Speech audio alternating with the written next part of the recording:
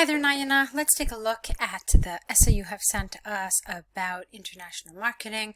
So let's get started straight away. It is known that advertise in different countries could be sensed in a bad, intrusive way for local nations. On the other hand, some might welcome this type of marketing, arguing that it is a recourse to enrich the local culture.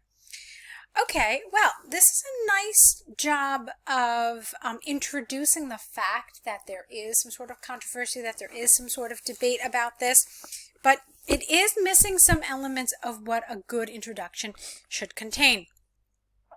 So one thing is that it's missing your position. If you take a look at the task again, it says discuss both views and give your opinion.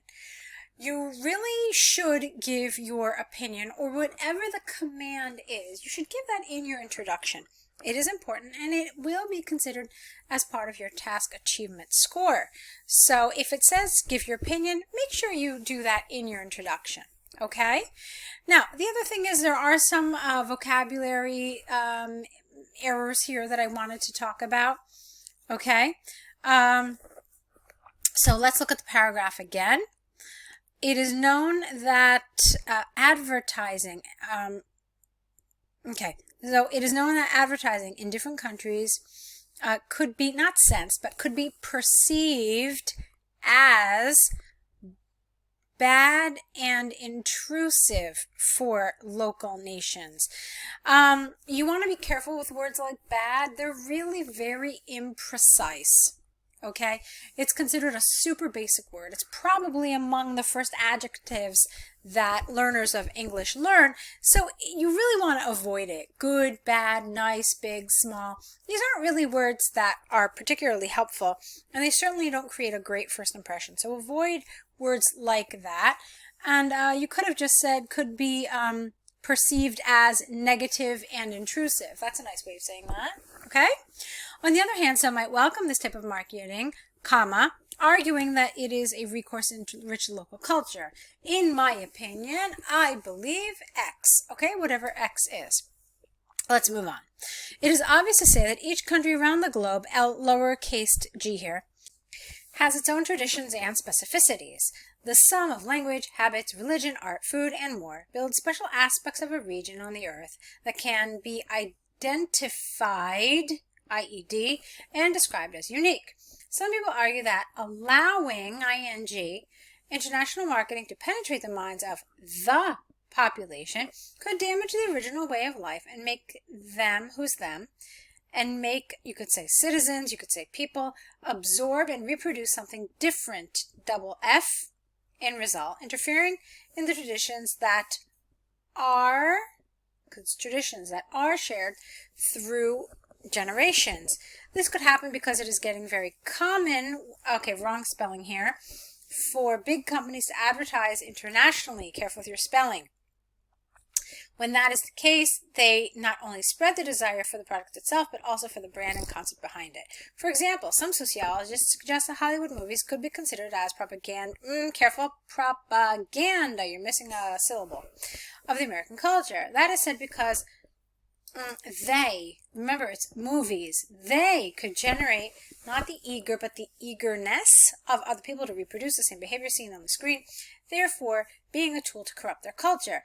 That is why the leaders of countries such as North Korea impose that it is important to control any type of international communication in order to maintain their culture untouched and without external interference. Okay, all right, I want to hold off on commenting so far. All right, so let's move on and just go to your next paragraph. On the other hand, some people argue that the decision to isolate a country of external, you isolate something from external influence is too extreme. Just one M in extreme. In fact, there is a fairly large amount, I think that's what you want to say,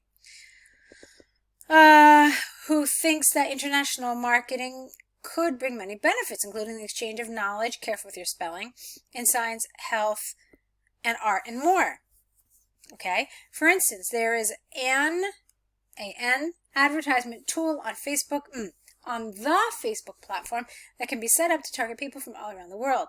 a smart business person could probably be aware that those ads could possibly be a way to measure trends and good practices that they can take advantage of to implement locally.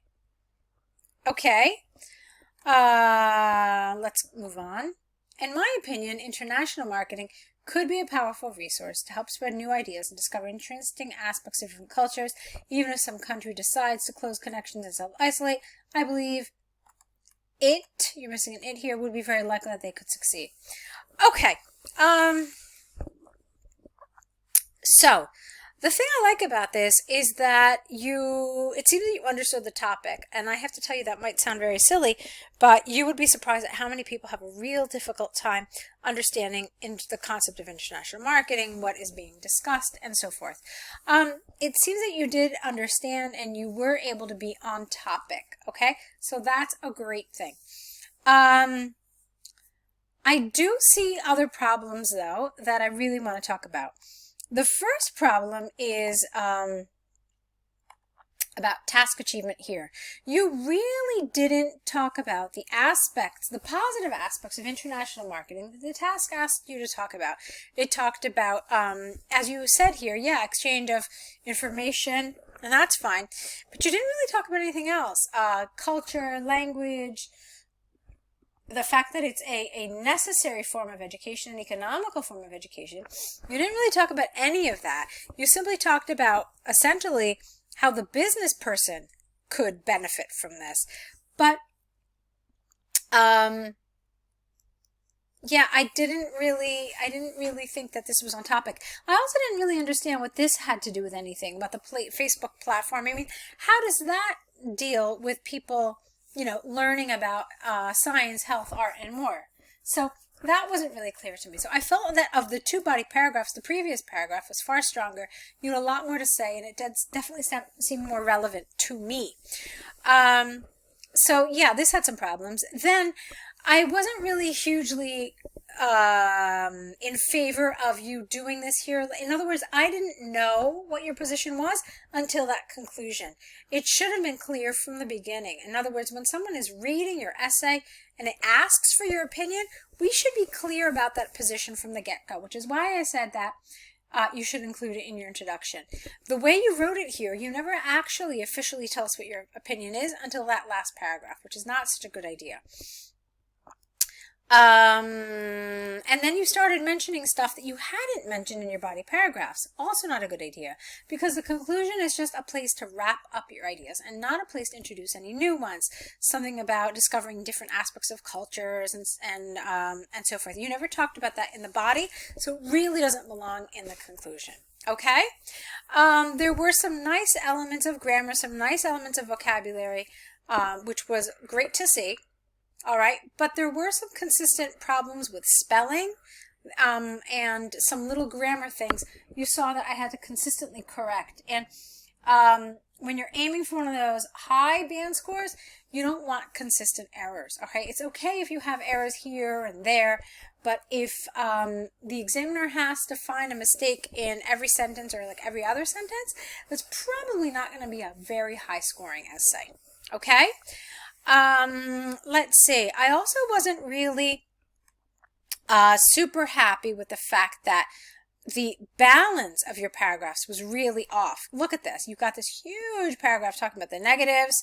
You've got this comparatively little paragraph talking about the positives.